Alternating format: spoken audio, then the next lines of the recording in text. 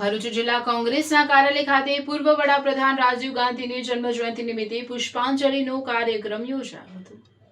ભારત દેશના સૌથી યુવા પૂર્વ વડાપ્રધાન બનવાનું સૌભાગ્ય અને આધુનિક ભારતના શિલ્પી રાજીવ ગાંધીનું આજે જન્મજયંતિના અવસરે દેશ તેમને યાદ કરી રહ્યો છે।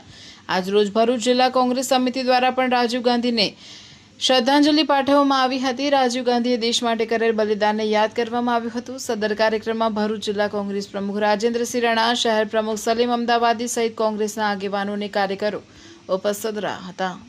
ટેકનોલોજીના પ્રણેતા અને ભારતને વિશ્વની ફલક પર એક નવી ઓળખ ઊભી કરનાર રાજીવજીની આજે જન્મજયંતિ નિમિત્તે એમને શ્રદ્ધાંજલિ પાઠવીએ છીએ, કોટી કોટી વંદન કરીએ છીએ। ખાસ તો આ ભરૂચના બી પ્રણેતા કહે તો ઓછું નથી।